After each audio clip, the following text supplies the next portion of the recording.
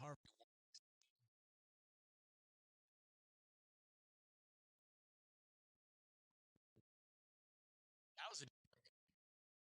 That was a different guy. That was Jeff. So you had so yeah, Harvey.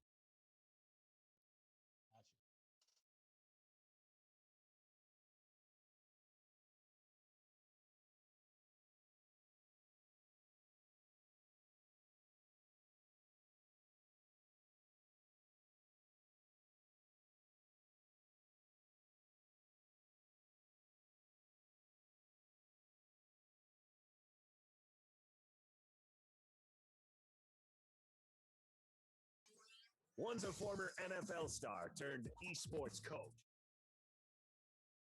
You doing? I'm like nothing.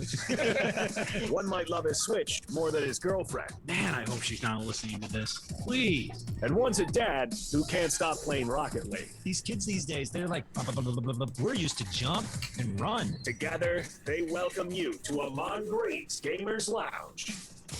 I'm gonna clear my throat with swallowing my spoon of oatmeal right now. Just had a workout. You know, got to get the food in me, back in my system. So welcome to Ahman Green's Gamers Lounge podcast. Got my good friend Ben there, and John is on a little break right now. So we are just two of us. Come enjoying this show. We got some fun, interesting topics and hard. I say hard. We're in that hard hitting topic day, Ben. We got some serious stuff coming down from, as we already talked about last week, with Activision Blizzard. So a continuation. Now the saga begins there, just like it was with Epic and Apple about a year ago. Now we got Activision Blizzard and all the execs coming over under some hard fire. So we'll talk about that. Then also our fun conversation of this or that. Game releases. It's only a few games this week, but some cool games, interesting games. Some games that look familiar to others, though, that you'll be able to get in right into it and play right away. I like those games. I don't like to have to learn a whole lot. I like to get in and run and gun, if you hear what I'm saying. So good for a few games that we're going to talk about there. And then also things that we love to watch on all these streaming apps. You got Hulu, you got Paramount Plus, Disney Plus, Netflix, Quibi. That's probably my favorite one because of the name. It's just like they were in the brainstorming meeting and they didn't know what to name this app. And somebody just threw out a word. They probably was talking to their daughter. It's like, oh, my daughter said this crazy word, Quibi. And that became an app name. I believe that's how it happened. That's how in my hypothetical brain, that's how it happened. And you'll find out more about my hypothetical brain in this or that. So Ben, how you doing, bro? Doing pretty good today, Ahman Green. I see you were busy in our group text. Saw some cool cards that are being printed up with you on there.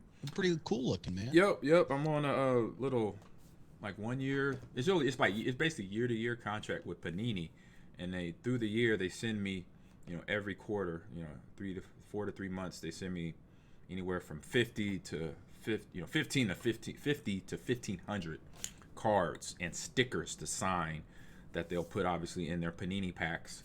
And so I say the timing of this pack, I signed about 50, and it had a big special card. You saw it. It had like a chrome gloss on the patch. So I believe this stack of cards will be out probably like fourth quarter around Christmas time or mid-season of the football season, for all the big fans out there that are back in the big swing. Like John, our friend there, is a big card collector these days because obviously with NFTs and just basketball, baseball cards now blowing up again in the collection world. That is something. So yeah, that'll be, like I said, around fall time, mid-season. So yeah, what's up? Yeah, he'll tell us when he gets back here with us in the podcast. But this past Friday, he went to like the National Card Trading Convention in Chicago or something. It was cool. Right. If you follow him on Twitter, you can. John Audius Radios where you'll find him on Twitter, but he was posting up some cool pictures or different things he saw down there. So I was a little jealous of what he was doing on Friday. Yeah, I was like, oh man, that's dope. I mean, I saw one or two of his posts, and I sent him a picture of what I was signing that day. So I know he was like, dude, oh man, that's sweet. So here on the what's up, Big B? How you doing? So here on my stream, and what I've been doing for the last month now is streaming for Gamers Outreach Gold Card fundraiser, and also Sincere 2000 helping spread awareness about suicide prevention and mental health awareness through their website. So, and through their, I say their name. And so you go here on the link here, I'm throwing in the Twitch chat. There's donate, that's for the Gamers Outreach Go-Kart fundraiser. And then Sincere 2000 is for the family that has run the foundation in their son's name in West Palm Beach for about 2-3 years. And they do a back to school drive. They just did it like 3 weeks ago, and it went well. But you can still donate, you can still help and spread awareness about their foundation. Go to their website and find out how you can do that. And so also last week, man, I finished Last of Us Part 2 on PlayStation 4. I was like, yes. So I accomplished a gamer task out there. So, I mean, thank you. Clap. Yep, I appreciate it. And that game is, I say, is full circle. It has all the drama and suspense of a real movie, a real life movie. If we were watching something like if Walking Dead ever became a movie, or any zombie themed movie became, big time, this is it for video games. It did a good job. And for a lot of the gamers that had already beat it, like some of my students at Lakeland talked about, Coach, you might not have liked the ending. I thought the ending was good. It was a fight, obviously I'm not gonna give all the information, but a fight between Ellie and Abby. So it's just interesting. Them were the two, I say, protagonists that actually they butt heads because of different paths they've went in this world of zombies and medical, viruses, things like that have been created to kind of create this world that they live in right now. So I beat Last of Us Part 2. I'm gonna try to I clipped it. I'm working with my new DaVinci app that makes videos and clips. I'm working with it with Notorious Afro. She's teaching me how to use it and all that, so I'm taking it step by step. It might take me a whole nother week to get it, but I'm getting there slowly. But it was fun. Like I said, the game was fun. It was a little sad for some of the characters that had died along the way of the story. But what brightened my weekend, I know you're going to talk about a little more, was I got to play one of my favorite games. They called it the Halo Infinite Flight Weekend. So that was fire. That perked me up a little bit after Last of Us Part 2. So I got into that. So that definitely was an enjoyment with some fellow, I say, Halo enthusiasts as myself that I met through Discord and online a few weeks ago. So that was great. So what about yourself, Ben? What you been up to? Well, let's see. Last week, I mean, really nothing's gone on in our world, right? That's a little inside humor. Anyways, I'll move on. But let's see. I got to golf, which I love to golf. Traditional golf, not the not Mario Super golf. Rush Mario. Right, I know that. It's just fun, by the way. It is. Got to do some traditional golfing. Had a nice big family cookout outdoors. Sparked up the grill. That was nice. But I saw this article over the weekend, Ahman, or no, I saw it yesterday, in fact, and it really made me realize again why I feel like me personally, I'm so fortunate to live here in America. Okay. Shares of Chinese gaming companies Tencent and NetEase plunged yesterday after Chinese state media branded online gaming as an opium and likened it to a drug. That online gaming addiction among children is widespread and could negatively impact their growth. Now, the article also called for further restrictions on the industry in order to prevent addiction and other negative impacts on children. Now, Tencent's shares closed around 6% lower, while NetEase closed down almost 8% in Hong Kong, with both companies clawing back after some earlier losses. But Tencent is one of the world's largest gaming companies, responsible for high-profile games like Honor of Kings. But I think what blows my mind about this is the article would go on to say that the Chinese government said that more than half of China's children were nearsighted, and online games affects their education. All right. And now they've been saying this kind of stuff for a long time, and they've been concerned about the impact of games on children. Back in 2018, they froze new game approvals over concerns that gaming was impacting youngsters' eyesight. Back in 2019, China brought in rules that banned those under 18 years from playing online games between 10 p.m. and 8 a.m. and restricted the amount of time they could play in general.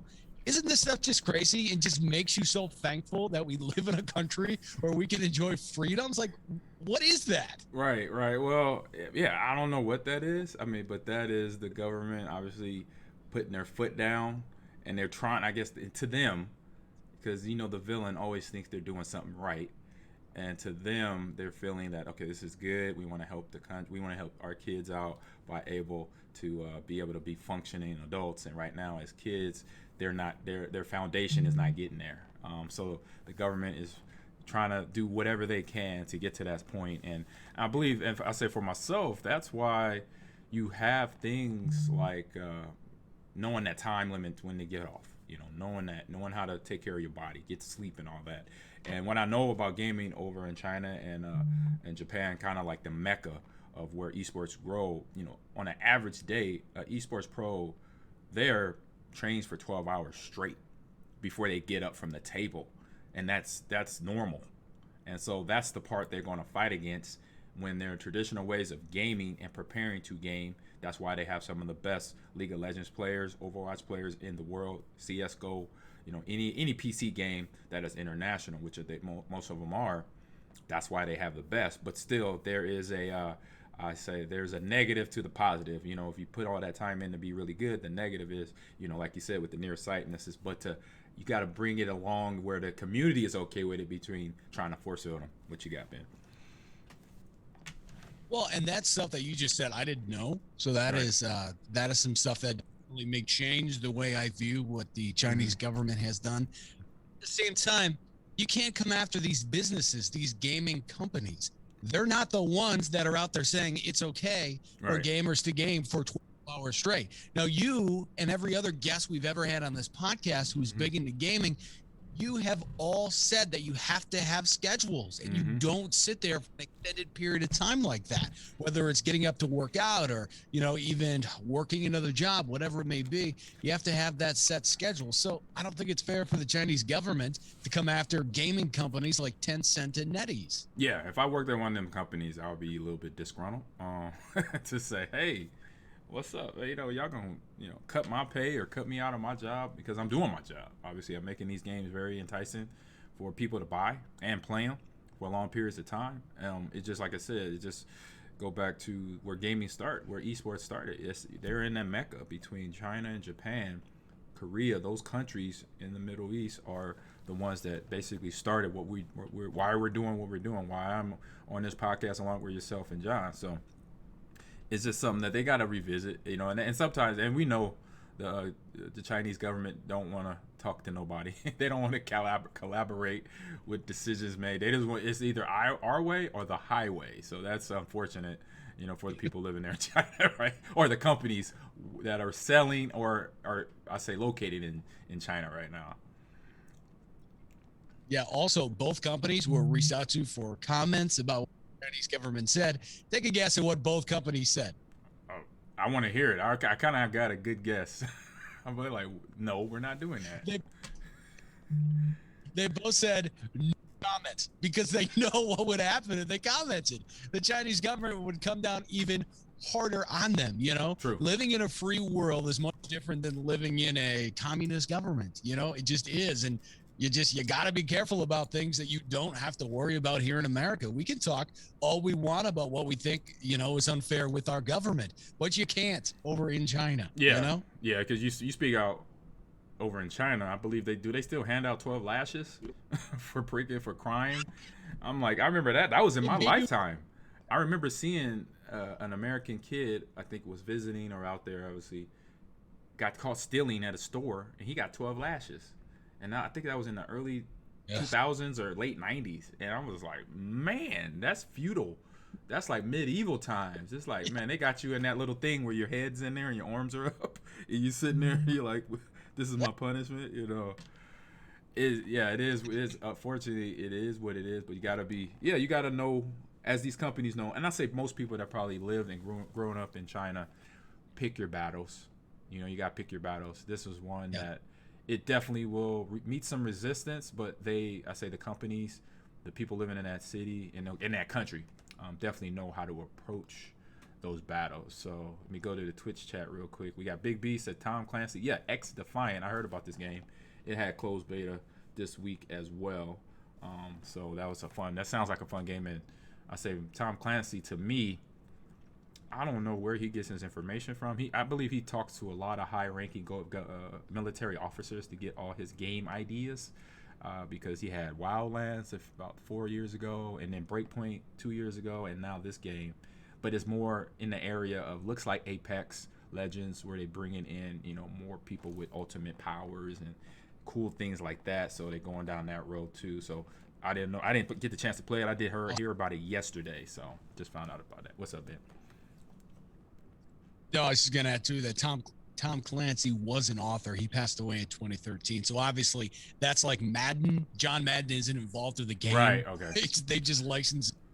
Yeah, I It's did the forget. same way with those games. They just have Tom Clancy names. Right, I did forget about Yes. that. He did pass away. I was like, I thought he passed, but wasn't sure. But alrighty. So now Yep. let's get on to that heavy talking. We already started the heavy talk a little bit, talking about China and the rules, what they laying down on the gamers in that country. But what about the gamers and the CEOs of companies that help gamers game? But so right now, my man Blizzard, President J. Allen Brack, he's stepping down. With all the activity of the lawsuit going on that has started, and now everything is obviously being discovered. The lawyers are now investigating and asking questions, and seeing this happen, having J. Allen Brack step down, because obviously his name popped up in some of the implications that some of the young women had for the sexual harassment that is getting called out here for Activision Blizzard. And so obviously this is a big deal, because you got the guy who ran the company along, and some of the major games they have, World of Warcraft, Overwatch, Call of Duty, are now he's stepping back, because he knows that obviously what he did was already something that came out now, but now stepping down shows where he has to basically get ready to protect himself and protect the company, because they continue with him being on, it'll be more ridicule that they'll get working as he works as the president moving forward. And so they replaced him in the time being in an interim with two people, and since everything's come out, and he's put out a letter. In his letter, he wrote to all members of Blizzard community, we want to let you know about an important leadership change through the entertainment starting today. J. Allen Brack will be stepping down as leader of the studio, and Jen O'Neill and Mike Ybarra will co-lead Blizzard moving forward. Jen joined Blizzard in January as an executive vice president of development, where she's been providing senior development leadership and support to the Diablo and Overwatch franchises. Jen is the former head of Vicarious Visions, which is now part of Activision Blizzard. And after many years at Xbox, Mike has joined the company in 2019 as executive president and general manager of platform technology, where he is now overseeing evolution of Battle.net and the development of services and organizations. So the letter goes on and on, but it just shows that I say one, at least they now seems to have some proper leadership in place. But I say for me, from the beginning, once I heard about this last week, and when executives stepping down, or executives that retired 4 or 5 years ago are now apologizing, my thing of it is being for my job, I'm a person in leadership role. It's like it should happen when you're on your watch.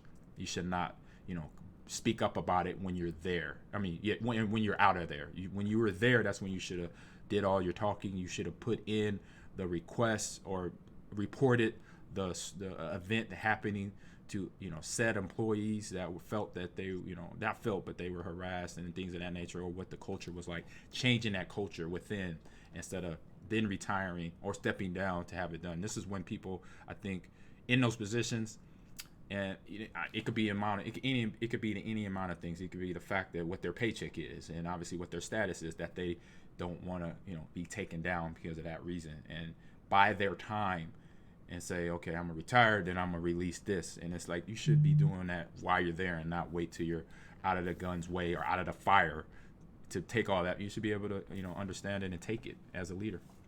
Be uncomfortable. Yeah. So yeah, I mean,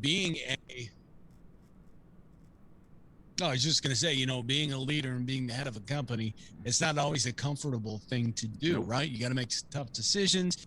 You gotta even let people go that you may not want to let go. But if you're in charge of a company, and we went into this in great detail last week, you can find that podcast up wherever you find your podcast. But they knew this was going on. They were pulling employees off, male employees off female employees at company outings. You continue to let this culture of, I don't know what term you want to put to it, They but call you it let frat boy continue culture. Yeah, frat boy culture. Which, frat. well, I say that So name. you continue to let. Sorry, go ahead. No, I was gonna. You continue to let that happen in your company. That's horrible, right? A couple things I wanted to add to that too. Activision Blizzard's human resources boss, that person also stepped down. Activision Blizzard has also lost T-Mobile as a sponsor of both the Overwatch League and Call of Duty League, which is a big deal because once sponsors start dropping off, that's huge. I mean, yeah. You look back. You look at Tiger Woods when everything went down with him and his wife. He lost. That was one guy you knew was going to be a part of Nike literally for the rest of his life, and now Nike has dropped him because obviously the things that went down. He's one person, but this is a company that's going to, just like the Tiger situation, it affects a lot of people. And like for me, like you said, T-Mobile drops him, and so 2 leagues that are on they're visual, they're on YouTube, they're on Twitch, they stream their games weekly, they're in mid-seasons, head into the playoffs. And even from my standpoint, watching fellow streamers not stream Call of Duty Warzone, guys and girls, men and young ladies that I know that are Call of Duty Warzone streamers, and now they're streaming Apex, they're streaming Fortnite, they're streaming Splitgate, they streaming Halo, so they're going away from them because that is what I love about seeing that is that I see that the gamer, even out without saying much or doing a whole lot, just subtly just doing it on their own, know the importance of this and knowing that how supporting that game looks on them and their community if they still play that game. Some people, there's a few other people that still play Warzone, but majority are not now. And I like that. I commend the streamers on here on Twitch that have chose to do that. They didn't make no big rah-rah speech on why I'm doing it. They just did it. They just start playing Overwatch. Fortnite and Apex and Splitgate. Playing these other games to obviously know that can't support that because of these reasons. And soon we'll find out exactly what is what. I mean, we know a lot of it is detrimental even just to hear it. And so some of it, in light, once we find out the actual court date and all that other stuff that will be coming out soon. But just right now in the early stages of what we call disclosure, when people are having to share the truth, and they have to give up this information, it's tough to hear. It's sad to hear, to know that this culture is still around. But you know what I know about culture, good or bad, it's a process.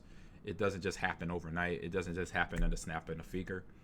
It takes years to dredge out bad culture that's in a facility, that's in a business. And so we still probably be talking about this another 2-3 years from now, but then it'll be getting better and better year by year. That's the thing that I hope for here in this situation for every employee at Activision Blizzard and every gamer out there that at one time did support them, but are understanding now what they can't do by playing the game, because how that shows to the world out there in terms of the allegations, things going down for Activision Blizzard. So I love the content creators that are being very socially aware of what they're doing. Continue to play Apex. I know I've been playing Apex. I've been doing it because I want to get better at it too. On top of that, I'm a noob at it, but for the reasons and circumstances that are going on now, I'm having fun. I'm having a great time with it. So Ben, what do you got? You got something I'm gonna like. I know you do. Yeah, you're gonna love this. And I didn't even know that you were a part of this, but over the weekend, 343 Industries let a bunch of eager players check out Halo Infinite. They called it Flight Week, but it's basically a beta version of the game drop. So what I thought I would do is, our friends at Kotaku, they had a few members of their team a part of this Flight Weekend, whatever you want to call it. So I thought I'd read you what they had to say about the game, and then I want to hear what you thought about Halo Infinite. You're one of the biggest Halo fans I know out there. So here's what one member of Kotaku team said he was very optimistic. He didn't expect much from this beta version because he was so disappointed by Halo 5 and underwhelmed by Halo 4, the last two Halo games, which were also made by 343 Industries. But he said the first footage that he saw wasn't amazing, and the lack of updates afterwards made him nervous when it came to Halo 5 and Halo 4. But so he went in to this not knowing what to expect, but he was impressed and excited to play Halo Infinite when it finally does come out. So that was one person's recap of the beta release of Halo Infinite over the weekend. Ahman, let's hear yours. Yeah. So just like movies, I let people could give me their opinions. I'm still gonna watch them. So I appreciate that opinion there that you read off. But it's for me, Halo for me is kind of like Star Wars. Everybody doesn't love Star Wars, but for me, I love all of them. Even as people consider like characters like Jar Jar Binks the bad character, you know, the Antichrist of Star Wars, or Empire Strikes Back not so good, or Phantom Menace not so great either. Overall, there for me, there's no bad Halo. From ODST to Halo 4, Halo Guardians 5, that's out now and been out for 10 years. It's been holding its own. And so finally, I say me and I say a group of Halo enthusiasts that I mentioned earlier from Night Pack, we've been playing Halo, actually Apex as well, but when the flight came on, we joined up. And the gameplay is smooth. What I like about it so far is the new guns. They have a gun that I liked in previous past. It was a DMR, but now this one is an automatic DMR. DMR in Halo 5 was a single shot. You gotta obviously keep shooting. This one is an automatic, so you just hold that button and let it go. And it's called the Commando. It has the numbers. I can't remember the numbers in front of it. I think it's an MK64 something Commando. But when you say Commando, people know what you're talking about. It's like saying, you know, Nike or MJ. When you say MJ, people know what you're talking about. So that's how that Commando gun works. What's up, man? Yeah, I was just going to add as well to that conversation about guns and this new Halo Infinite. Another member of Kotako's team wrote that he loved playing with the pistol. He said you can switch guns so quickly that it really lives up to its namesake, the sidekick. You just drop someone's shield and whip it out, and it's game over. Did you attempt anything with the pistol, Ahman? Yeah, and actually that's my favorite secondary gun. I like to have the battle rifle or the DMR and then pistol. That's my second go-to gun, and because it's a high fast rate of fire, even though it's a single shot, it still goes pretty fast. You click that button, bop, bop, bop, bop, bop. You get a good flow on it. You get that perfect shot where you don't miss. You get that little reward for the multiplayer match. I love it. So now you are not. What's that? And you are not alone with that.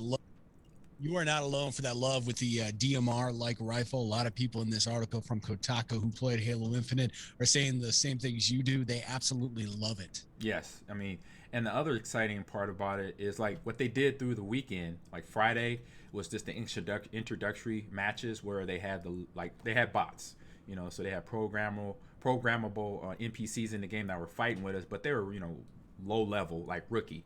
And then Saturday they bumped them up to like sophomore, freshman, sophomore league. And then by Saturday and Sunday night, I think Sunday night I missed it, but it went from Spartan. No, I did play a little bit of the Spartan bot early in the day, but then at night they went to the PvP. That means player versus player. So, because when you logged in, you were playing with your four, actual people against four bot teams, against 4-player bot teams, so robot team. But then Sunday night, Denai, who's one of the gamers I was playing with, and I think it was Basilisk, another one. They were in the PvP, so it was team, players versus players instead of players versus bots for the night last run. So one thing that Denai told me that they were going to have games, they're going to have flights, basically beta tests from now until when Halo Infinite comes out in November, December of this year. So that's the really exciting thing I'm gonna have. So every weekend or every other weekend or once a month, 343 Microsoft is going to drop a flight, and if you're signed up, if you played in last weekend's beta, you most likely going to get the next invite for the next beta, and that's what I'm excited about, because then you can see what other game modes they're thinking about. The one thing I kept doing though, because I hadn't played ODST, which came out before Halo 5, is that one of the buttons, the LB button on my Xbox controller, what has you thrust. And so I was going to grab my controller. Let me show that to you. So if you are a Halo gamer, so this LB button right there, you can thrust. But in ODST, you're not the Spartan. You're the human. So you're basically, you can't have that extra gear to thrust out of the way of a bullet or a grenade about to blow up next to you. So I died a lot not knowing. Then it finally clicked in. After about 4 deaths, I'm like, okay, I cannot thrust. Just run. When you see the grenade coming at you, run the other way, man. Don't hit the thrust button. Because that thrust just gives you a little extra boost. Like, oh, okay. Like you got that Tyreek Hill freak speed. Just get out of there. So you don't have that in the beta right now. So I don't know if they're going to bring that back out. Then another big fun thing is if they're going to go into the Battle Royale arena. Because we see Call of Duty. We see Fortnite. We see Apex. Those games are all Battle Royales. Is Halo going to be the next shooter that walks down that path? So that's what I want to see and find out. If they do it, I'm gonna be happy for it, because obviously these weapons is going to be guns that I know very well. The interesting question, the other question is, will they have where you got to loot just like all the other and then pick up attachments along the way, or will they do it like traditional Halo would? When you loot, it's the same gun across the board, and no matter what, everybody has it. So it's just now finding out who is the best shooter with the gun, and it's because it's the same gun when you land. So that'll be my question once it comes to a actual game coming out, being released. And I'm definitely getting the ultimate legendary edition of this. I'm gonna probably buy everything that comes with it because I'm just that type of Halo fan. Was that? Not surprised. No, you shouldn't be. Oh yeah, anything. It's like anything Batman new comes out, I'm getting it, I'm copping it, calling the people I know, trying to get some favors in. Like, look, I'll buy it. Just letting you know, I will put my money down. You don't have to worry about hooking me up. Oh man. So Ben, you want to take us to our conversation, this or that, please? This or that. All right, I get to take over controls of this or that. No John Audi's this week, as we mentioned earlier. But our first this or that, Ahman. Yeah. Would you rather play soccer in high heels or play basketball wearing roller skates? I'm basketball roller skates all day. I just thought about picturing me in high heels. For one, I wear a size 12 foot. I wear a size 12 shoe. And me in high heels, nah. I don't want to break my ankle or dislocate hyperextend my knee. Basketball, I don't mind rolling past the hoop. I know how to roller skate better than while walking in high heels. So there you go. Basketball and roller skates. So what about yourself? Here's where I kind of come down. Yeah, so here's where I come down on this. How would you play soccer in high heels? How's that even possible? Who can run in high heels? I've seen people. I mean, obviously a lot of ladies. I've seen a lot of ladies run in high heels. I see some men do it. That's a contest or whatever. Or it wasn't RuPaul. I've seen him do it, so I know it can be done. Yes, it can be done. All right, I feel like wearing roller skates while trying to play basketball is more conducive to how the sport would be traditionally played. So I got to go roller skates playing basketball. Now, I know I would fall over every time. I'm not very good on roller skates, but I feel like you could actually attempt a game of basketball. I think it would be hard to run in high heels and play soccer. But our next this or that, stargazing or movie nights. Is this ideas for a possible date night you're working on in the future, AG? No. Just like you, if you have the time to do it, do it. Or you could look at it as a date night. It could be a date night. I'll say for me, it's easy. Movie night all day. That's what I love to do. Been doing it since I was a kid. Doesn't matter the movie, horror, action, thriller, drama, cartoon. Movie night is where it happens. It's fun. You take me to that other world. All right. Stargazing is a lot of fun if you're outside of a larger city, if you will. If you are camping or if you know somebody that lives on the country in a farm or something like that, it gets so much darker than it does where you live in your village or town. Yeah, and you can really see the stars a lot better, and you can pick out certain constellations, the Big Dipper, Little Dipper, all of that good stuff. So I'm gonna go with stargazing, Oh, Ahman. As okay. long as I'm in the right environment. It's gotta be ideal for Ben, huh? Okay. To the Twitch chat, real quick. Big B says gotta pre-order Madden for show, and we might have a surprise in a couple weeks here for Madden. And then he's gonna go roller skates in basketball, and then but he says steel toe. You got steel toe roller skates out there, Ben? I didn't know they made steel toe roller skates. Hey, that means if you play with Big B, you better watch out. He got steel toe roller skates rolling around on that court. Be careful. And he goes movie as well. Who stares off? He's like, who stares into the stars? That's a question to you, Ben. Oh, come on, Big B. Come on. You've never been out in the country or camping or something and look at the stars before. It can be kind of cool. Maybe not. We'll see. I'm not even selling you, Ahman. All right, let's just move on then. Our next this or that. Would you rather have free Apple products for the rest of your life or have free Wi-Fi wherever you go? This or that. I'll start up this time because I haven't started out yet. To me, I want to have free Wi-Fi wherever you go. I cannot wait until technology catches up with this country because I know they have it in other parts of the world where there's just Wi-Fi everywhere. So like when I'm in my vehicle, instead of my phone having to be connected via Bluetooth and then I can listen to streaming apps or anything like that, well, I'm using my own data. I just want to have free Wi-Fi wherever we are in the good old US of A because I can always buy Apple products. I don't need them for free. So give me free Wi-Fi wherever I go. Ah, I like that. He broke it down. You went below the ocean deep on that one. I like it. I didn't know that in foreign countries, so that I might, because my brain was working to the Apple products, but since I know that's an international thing, and then obviously eventually one day it will be here, I'm gonna go free Wi-Fi everywhere I go, because to be able to tap in and do a lot of stuff when you're on your phone, that's priceless. I'll say that's priceless at times for me. So there you go. It is. All right. Our next this or that. Would you rather lose your hearing or lose your sight? Ooh. This is tough, Ahman. Do I want to be blind or do I want to be... I will probably, I mean, nothing against, either one section because we know people out there or both, or one or the other. For me, I'll probably have to say no hearing. Because I say I love, obviously watching things, observing, take my sound away. I could still, for me, I think I'll be more manageable. But you have a very vivid imagination.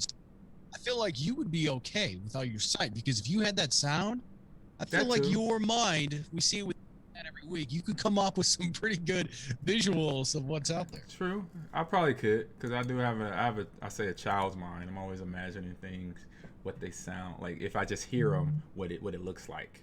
I do that quite a bit. I could probably go either way. I could really go either way, but I'm going to go with no sound. See how I work with that. Okay. I'm going to go with lose your sight because then I'm not going to be superficial anymore, right? Because I can't see. So I don't know if somebody is a 10 in my mind or whatever. Everybody's a 10 because I can't see what you look like. So I'm going to go with lose your.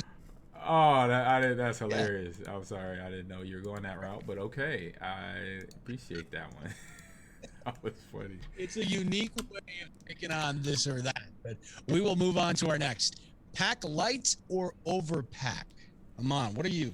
I'm a pack light person. I used to overpack when I was not, as I call myself, a professional packer, but now I am. So I usually pack light because I know exactly what I'm wearing. I like go by how many shoes per day that I'm gonna wear. Like, if I'm there 3-4 days, I only bring like 2 pairs of shoes because I'm gonna wear multiple days of the shoe while I'm out there. Because that's where I found out when I was younger, when I was traveling, shoes take up a lot of space. In your luggage, take up a lot of space. So I learned how to, if I'm there 5 days, I'm gonna bring 2 to 3 pairs of shoes, and I'm wearing 1 pair, and the other 2 will be in the bag, so not much space is taken. Cause clothes, you can wrap them up creatively, small, bunch them down, a shirt into a ball, things like that. So definitely, I'm a pack light all day, every day. As I've gotten older and I've started to, make money. I have sort of come to this conclusion that I would rather just pack light, and anything I don't have, I'm just going to go buy. Just, I mean, even when you're traveling through airports and on airplanes, there's so many freaking regulations and rules about 6 ounces of this, 8 ounces of this, Ziploc bagging, all this stuff, which I'm good with. Like, that's safety. Like, I'm okay with it. I would just rather buy my products when I get somewhere than to pack them. So I'm a light packer. I'm with you. Oh, that's hilarious. I did that one time, and it was alright. I mean, it felt good not having to carry a whole lot. I said that was the only bonus, but I still had to carry back whatever I bought. So that was the kind Well, I just buy travel sizes or smaller versions, and then I just throw them away. Also, I ain't throwing away now. What's wrong with you, man? That stuff is brand new. Why you throwing away brand new stuff? Go to the Twitch chat. Big B says Wi-Fi for him. Big B says Wi-Fi for him, and then he says Helen Keller is typing. So living in both worlds there, and then he's an overpacker all day, every day. You got to learn how to pack, Big B. All right, Ahman, you have fun. Airport security then and getting that little frisk and that little cavity search. You have fun with that, all right? I'll be the light packer. Hey, slow it down on that cavity search now. Slow it down. Oh, man. That's funny. All right, our next this or that.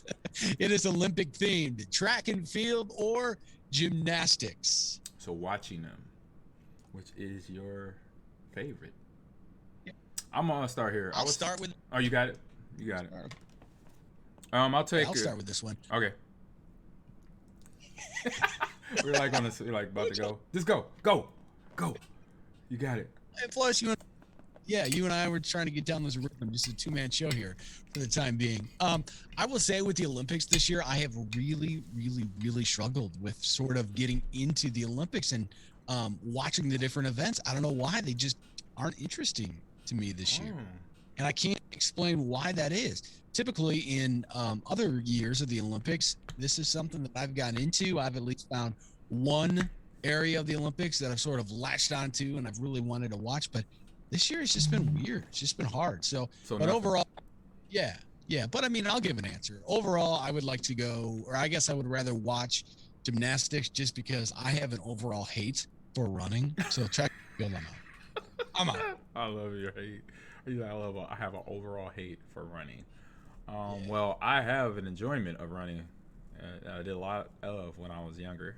So I like both. I like all the Olympics. There's really, but one that I really try to get into because obviously I did it in high school was track and field. So track and field for me, I did enjoy between the gymnastics and so the gymnasts and the swimmers because those are really race-oriented, point-driven oriented competitions. Because obviously with the gymnastics is all about getting that perfect 10, and then swimming is basically like track and field. It's like who's the fastest, but in water. Who's the fastest in the 50-meter, 100-meter breaststroke, all that stuff. So I respect those athletes because I know swimming, woo-wee, it ain't no joke. It will get you in probably the best shape of your life. Your body. I don't want to shave my body head to toe either. You have to do that if you're a swimmer. If you're a competitive swimmer, now for you just jumping in and work out the soreness. Hey, that would be you were talking about soreness with your trainer. Jumping in a pool 2 or 3 times a week. Just not going in there like trying to swim like Michael Phelps. Just go in that thing and relax and just kind of enjoy the water. Do some, movements, some active movements in the water. That will help you recover a lot faster. That was one little tip I learned playing football. When I got in that water, it takes your actual weight off your body. So you're in you weigh what you weigh, and then now you weigh 50 to 100 pounds less than underwater. So check that out. But I can't swim. So what am I going to do? Stand there? Just walk in the shallow end, man. Go in the shallow end. He said, that's funny. Right. Final, this requires a little explanation from you, Ahman. A daily mood tracker or a daily gratitude list? Explain that. So I was talking with, where was I at? I was the other day talking with some friends of mine, and the whole, how you have the Fitbit or you have your phone that tracks your steps. So we're talking about that. And it was, for me, I have Sleep. What's the app I have? It's called Sleep. Hold up, I'm gonna pull it up. It's called Sleep Cycle. So in sleep cycle, it tracks obviously my sleep time, how long I've been asleep, how productive my sleep was. So if I slept 70% of the night, or or quality, my sleep quality was 70% to 90%, and I've been anywhere between 85 to 95% of sleep quality. That means obviously I'm not restless. So I just thought about, I was like, and it tracks all type of things, your mood, your water intake, if you have it programmed right. And that's what the Fitbit does. That's what the Apple Watch does. Your heart rate, your cholesterol, it does all that. So that's what made me come up with this one. The funny one I did was the second one, the gratitude list. But it's not funny. It's actually being grateful for things that you have. Because sometimes when you wake up day by day, and I did this in college, I used to think about the things I was grateful for before I walked out of my dorm room or my apartment to really have a good start of my day. Because obviously being in college, being a young athlete, being a young man, just there were things, pressure, stress going on, because I was a father in college. I was playing for one of the number one colleges in the United States, so it was a lot of pressure day by day. So I would get some of that pressure off me by being grateful just to be alive. I woke up this morning. I'm walking on my 2 feet. I have all my digits. I have a beautiful young daughter at that time. So I would go through that process to help me think about those, to make my day a lot easier to start. So obviously where I'm going with this one. So it's my daily gratitude list on this one. So yeah, bam. Man, I might follow you on this one after that explanation. I'm gonna go daily gratitude list. I think that's a good idea, man. Maybe I should do that nowadays. When I start to wake up in the morning, just be grateful. A, for waking up. B, I have a house. I have a bed. I have food.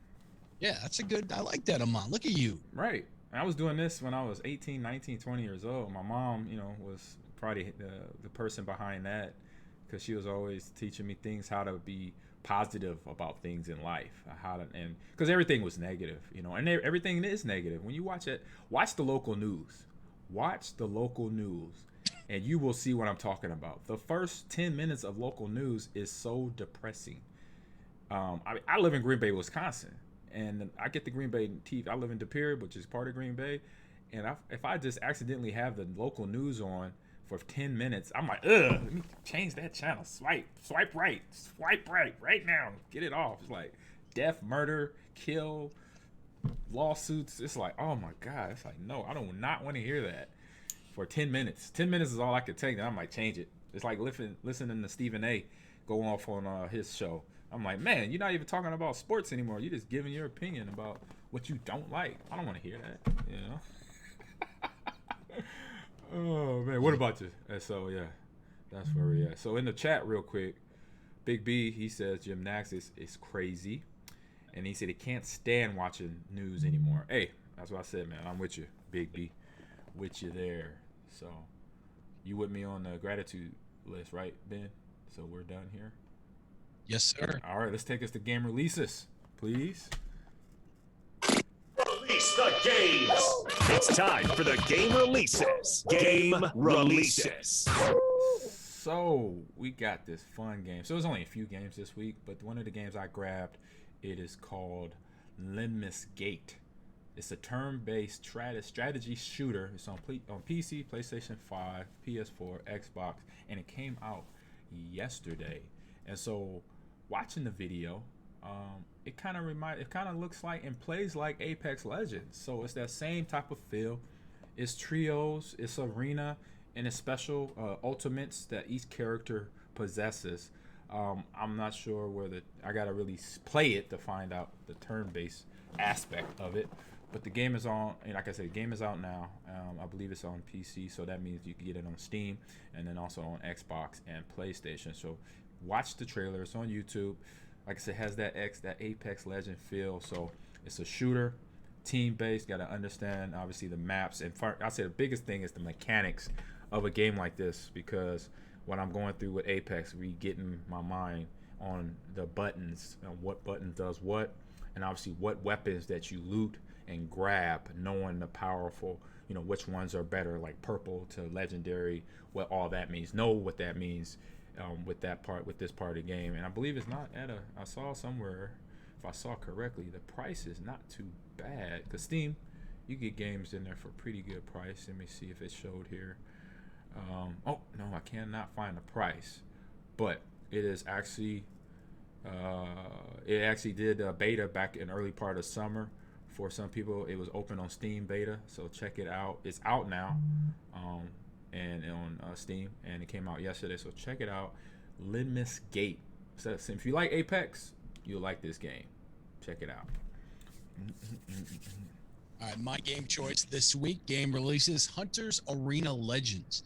It was out on the PS4 and the PS5 yesterday, so that would be August 3rd. It came out on PC. You can get it on Steam already. That happened back in July, but there's a massive update that was released yesterday. It's $19.99 on Steam. PS Plus members, you can play it for free during the month of August. So, Ahman, there you go. I'm sure you're a PS Plus member.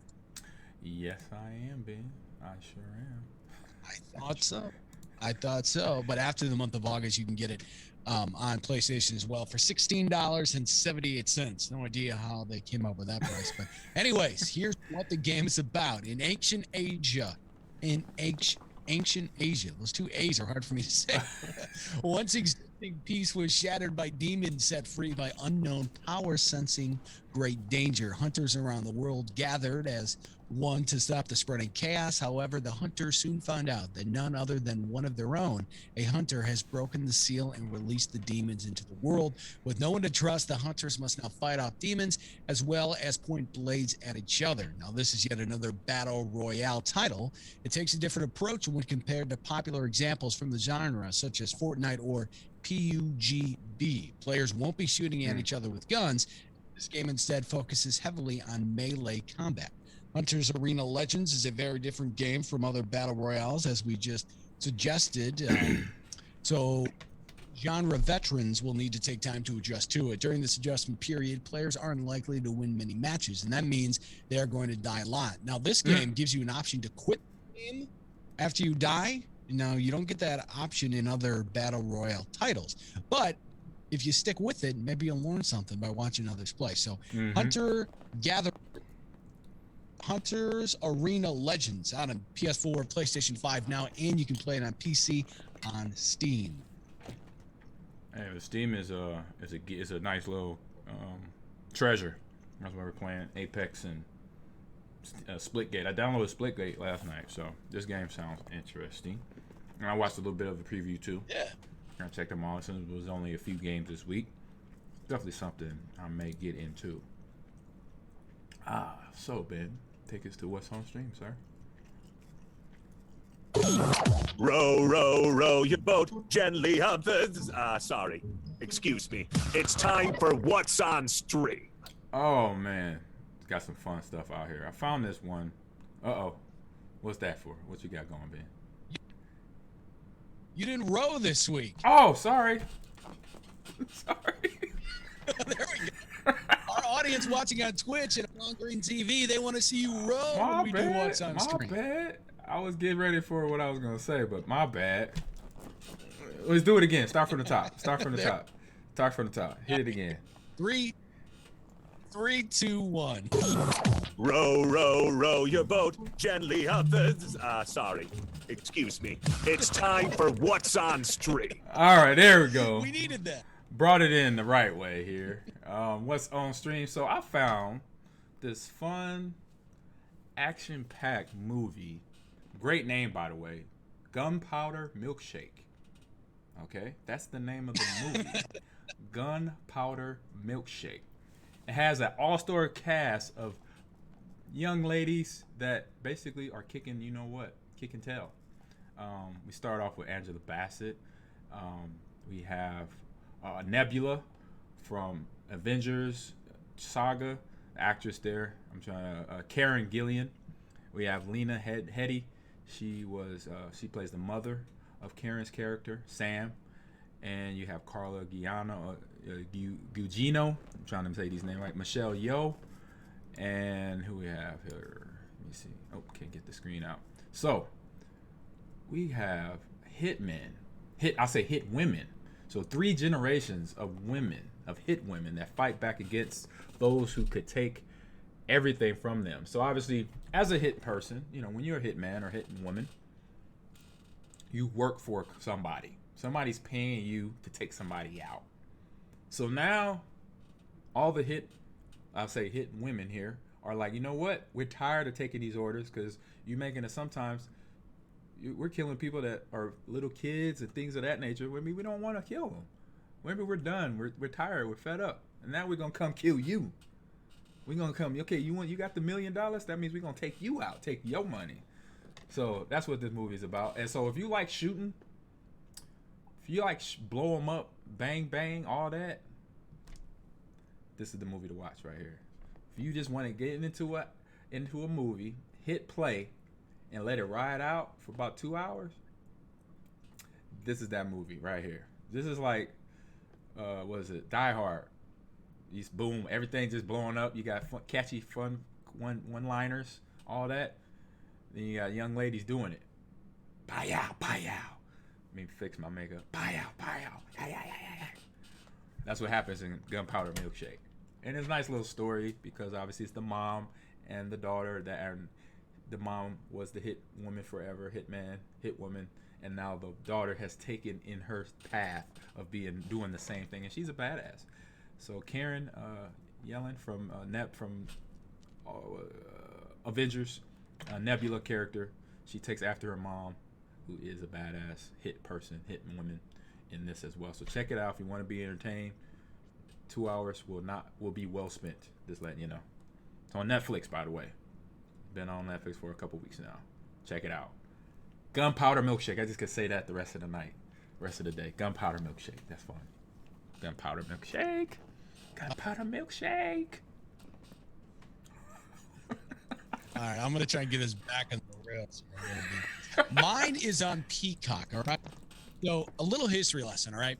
The Tonight Show, which is now hosted by Jimmy Fallon, that was such a humongous show in the United States, especially back in the 60s and the 70s, and even into the 80s to a certain extent when Johnny Carson was host. Well, 1960. He's from Nebraska, by the way. Turbulent.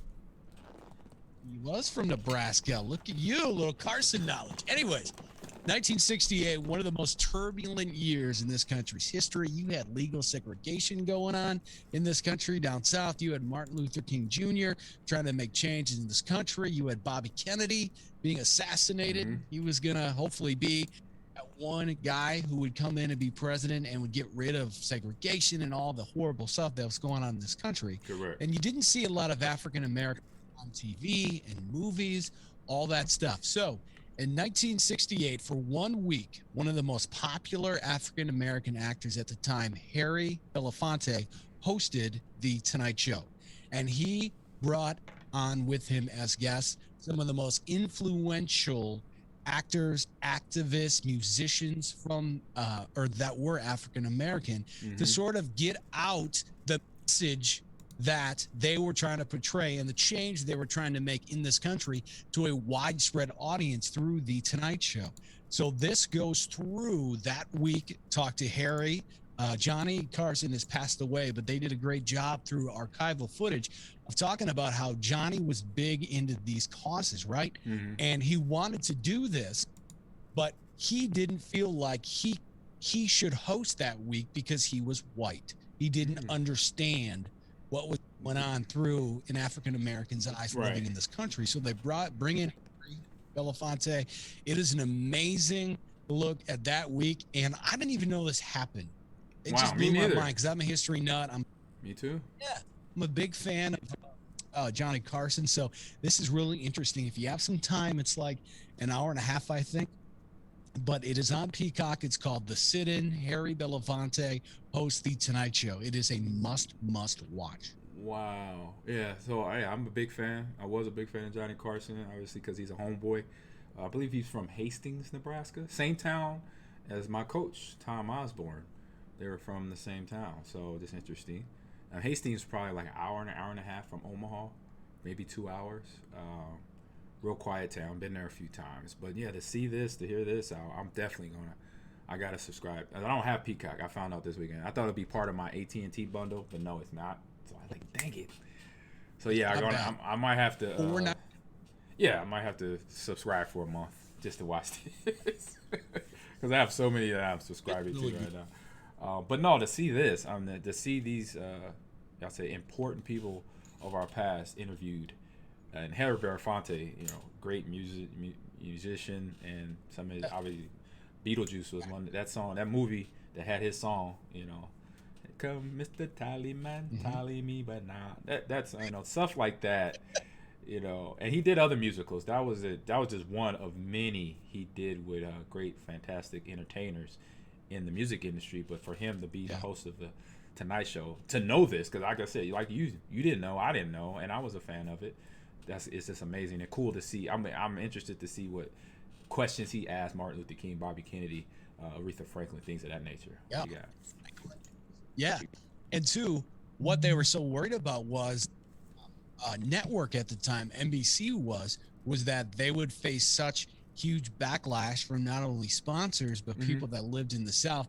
They were really worried about doing something like this. And you got to give kudos to NBC and to Johnny Carson for allowing this to happen, because that was the most watched show in America during that time period. And to give that kind of exposure, shed that kind of light on the of African Americans in our country at the time, I mean, that goes a long ways for NBC to have the stones, if you will, to allow that to happen. So this is just fascinating. I can't talk enough about it. It's really good. Yeah, very fascinating. And like you said, at that time, where obviously people weren't all for this, and to still have this air and run, and because you're fighting against the machine at that time, what was segregation and all the activism that was going on, not just among Martin Luther King, Bobby Kennedy, Aretha Franklin, and Harry Belafonte, but all the Kareem Lou Alcindor before he was Kareem Abdul-Jabbar, Jim Brown, Bob Gibson, a lot of those athletes, Arthur Ashe, Muhammad Ali. He was probably the most vocalist out of all of them, but they all did their part. They all were together, and we're kind of there. We kind of have this going on now.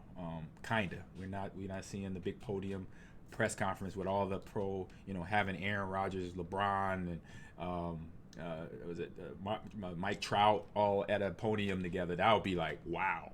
Now, if I saw that today and kids saw that today, that would be special. But it's getting where obviously we know players are becoming more vocal in their profession individually, which is cool. LeBron. We know Pat Mahomes, Tom Brady, Aaron, what he's done with his, fighting the team and speaking out, and what made him uncomfortable being a part of the Packers organization since January. And now he's back, but he's there on his own terms. He's not there on what the team forced him to do. So I think people might see it as, he's back. We knew he was going to be back, but he's back there on his own terms, and he's going to be there for one more year.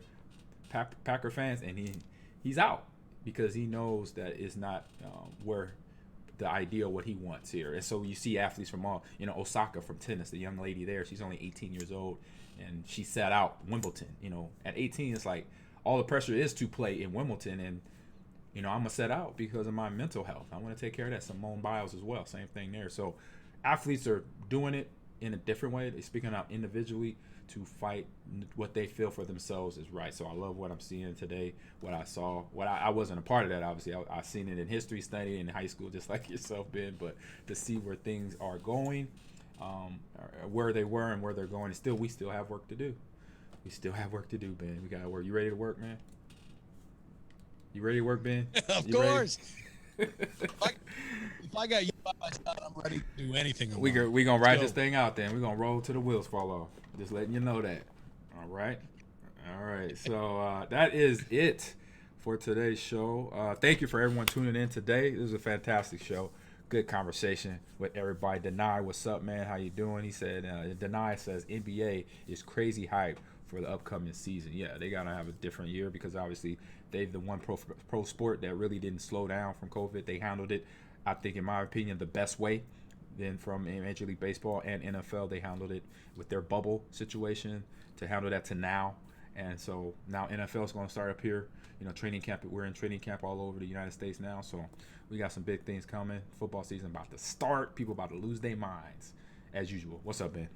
Do you know the first NFL game is tomorrow night? Yeah, the Hall of Fame game. I didn't know it was on Thursday. I thought usually they do it on Saturday or Sunday. I was like, what? They told me last night when I was Isn't that streaming. crazy? It's crazy. I'm like, that's like tomorrow. Yeah. I was like, man, I'm like, that's tomorrow. So, so tune in next week. We will have a guest. We're just waiting. We may have a guest. I'll say that we may have a guest. We're waiting to hear back from him right now. And if not, you'll see myself and Ben and John. So I hope you tune in. We'll have a brand new this or that, more game releases, more what's on stream, and I will remember to roll the boat on what's on stream. I will remember that.